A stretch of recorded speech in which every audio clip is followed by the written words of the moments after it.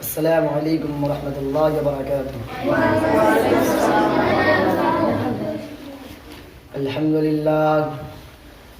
للہ الذی بیدہ او تصریف الاحوال والصلاة والسلام علی رسولہ الکریم، اما بعد، قال اللہ تعالی اعوذ باللہ من الشیطان الرجیم، بسم اللہ الرحمن الرحیم، وآت ذی القربى حقه والمسکین وابن السبیل، وقال اللہ تعالی فی موضع آخر، واتقوا اللہ الذی تساءلون به والارحام۔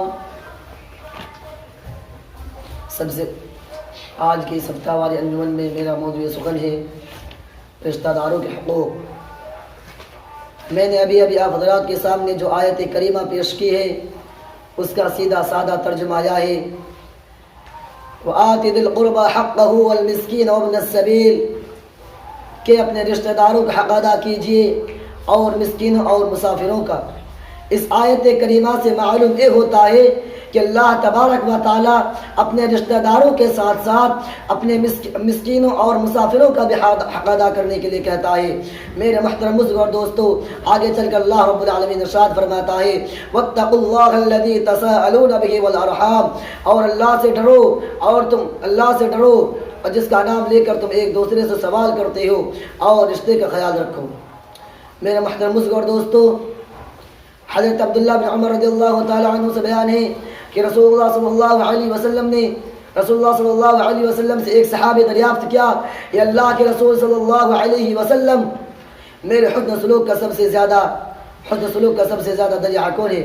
حضور صلی اللہ علیہ وسلم نے فرمایا، 3 بار فرمایا کہ تمہاری ماں، اور جب 4تھے بار سوال کیا تو کہا کہ تمہاری باپ۔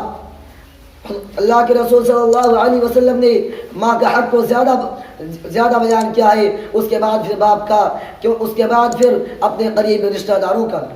میرے محترم بزرگ اور دوستو، حدیث کے اندر آیا ہے، یا ایھا الناس افشوا السلام ویطعموا الطعام وصلوا الارحام وصلوا باللیل تدخلوا النیام وتدخلوا الجنۃ بسلام۔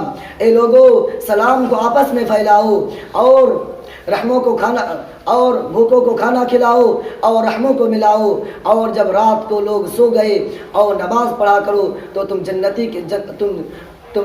سلامتی کے ساتھ جنت میں داخل ہو جاؤ گے۔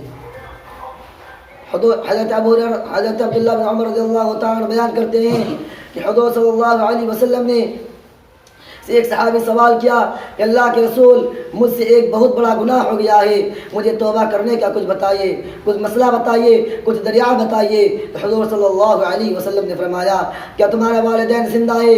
تو انہوں نے کہا کہ نہیں۔ تو پھر کہا کہ تمہارا خالہ زندہ ہے؟ تو کہا کہ ہاں۔ کہ جاؤ اور ان کے ساتھ تم اچھا حسن سلوک کرو، ان سے اچھا برتاؤ کرو، ان سے اچھا برتاؤ میں پیش آؤ، اسی میں تمہارا گناہ معاف ہو جائے گا۔ اس واقعہ سے معلوم یہ ہوتا ہے، اگر ہمیں اپنے گناہوں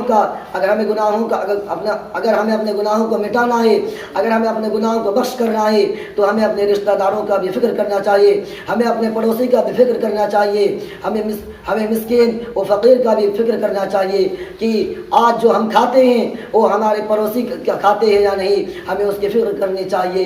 آخر میں اللہ رب العالمین سے دعا ہے، الہ العالمین تم سب مسلمان بھائیوں کو رشتہ دار کے حقوق کرنے کی توفیق عطا فرمائے۔ آمین۔ وآخر الدعوانا ان الحمد للہ رب العالمین۔